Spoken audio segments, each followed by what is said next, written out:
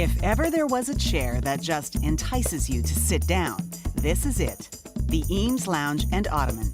Sumptuous, luxurious, it was an instant icon. A masterpiece made of bent plywood, foam, and leather. Perfect for contemplating one's many achievements. It became a coveted object pretty fast. It became something that people really desired. It wasn't really for every man. It really nodded to growing affluence in the United States.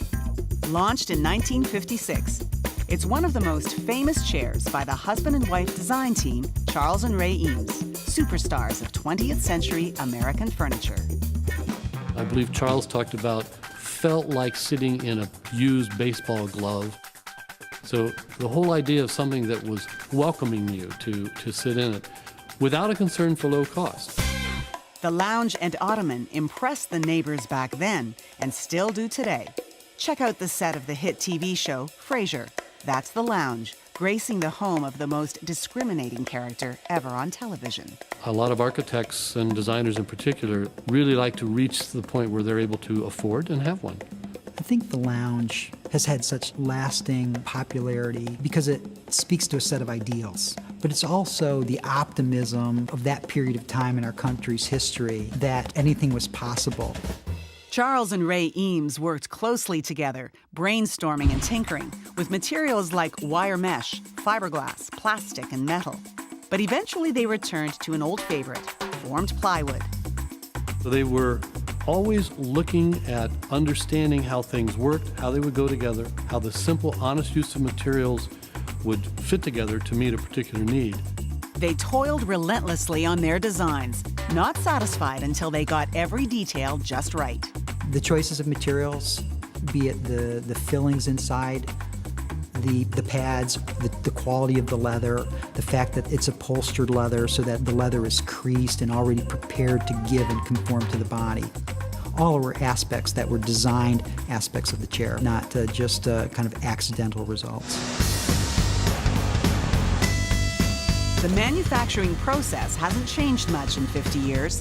The Eames Lounge and Ottoman is still made mostly by hand. In its quality, it is so correct, it is so truthful that it cannot be improved upon. It all starts here with the highest quality leather hides. They're laid out and examined for any slight imperfections. We're marking it for any flaws, scars, bug bites, any kind of defects that we don't want in the finished chair. Flaws are marked with red tape, which are then picked up by a computer scanner. It then calculates the best way to cut the hide. From that scan, the patterns can be automatically nested or placed, basically avoiding all of the defects. The same machine also cuts the leather, creating all the pattern pieces for the cushions. There's no automation here. This is all about true, hands-on craftsmanship. The two ladies that we have sewing a chair have been sewing it for a while. That's all they do, and they're very good at it, so that every time they sew the chair, it comes out right. So they're going to start out by sewing the arms, sewing the seats, sewing the back, sewing the zippers in, sewing the fiberboard onto the bottom. So that's really the first step in producing the chair. Then the cushion cases go to the upholsterers, who stuff each case with a high-density urethane foam. Buttons are hand-sewn in place using a sturdy twine. Each cushion is upholstered with a button, which pre-creases the material and softens it. So when you put your legs on the ottoman, it's already compliant. Buttons provide tufting to the upholstered cushions, cinching the foam and leather to give the finished pieces their shape, strength, and that cushiony appeal. Sheets of plywood, or veneers, are fed into this conveyor, where they receive a coat of glue on both sides. Then the veneers are sandwiched, alternating dry sheets with glued ones. The wood grains are crossed for added strength. The wood grain that you choose really gives a lot of its character. When the chair started out, rosewood was kind of the high end, the look to get. And since then, we've replaced that with a Santos, which is a little bit more environmentally friendly. From here, the layered veneers go into a press, which acts like a big waffle iron. applying a precise amount of heat and pressure to bend the wood. The process hasn't changed that much, really. It's still laminated pieces of wood bound together by a glue, molded under pressure and heat against a master form. Then a computerized routing arm cuts out the shapes for the seat, the back, the headrest, and the ottoman base. Circular impressions are sanded. This is where the shock mounts will go. Another clever invention of Charles and Ray Eames. They're large rubber washers with nuts embedded inside. They isolate the various pieces of the chair and allow it to move with the body as one sits in the chair. It almost behaves like a rocking chair. If one were so inclined to move in the chair, it moves with you very comfortably. The formed plywood pieces go through a final sanding and then onto the assembly area.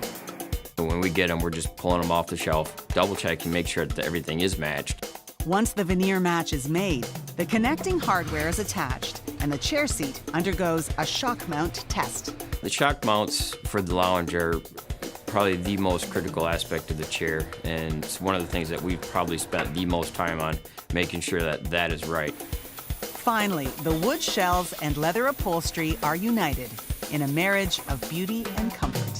If it were beautiful but uncomfortable, it wouldn't be honorable to the Eames legacy or to their body of work. We wouldn't be talking about the Eames Lounge if it wasn't comfortable. The signature 5-leg base is screwed on. Each cushion is carefully nudged into its plywood shell, and then the final hardware is attached. But there's one more step before they leave the factory.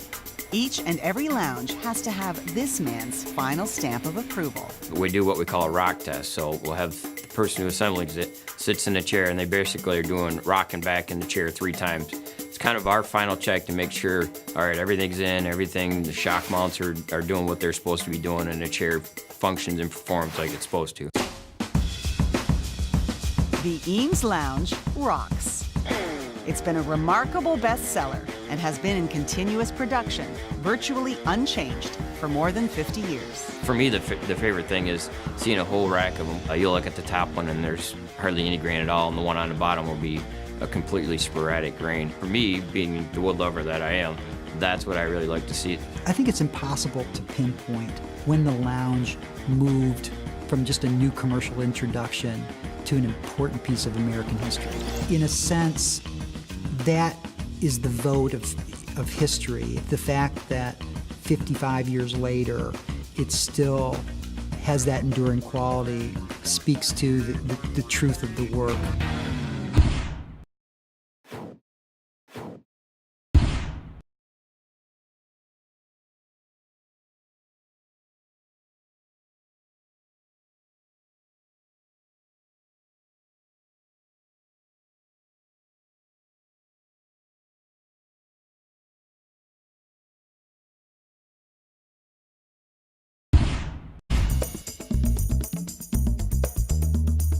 If ever there was a chair that just entices you to sit down, this is it.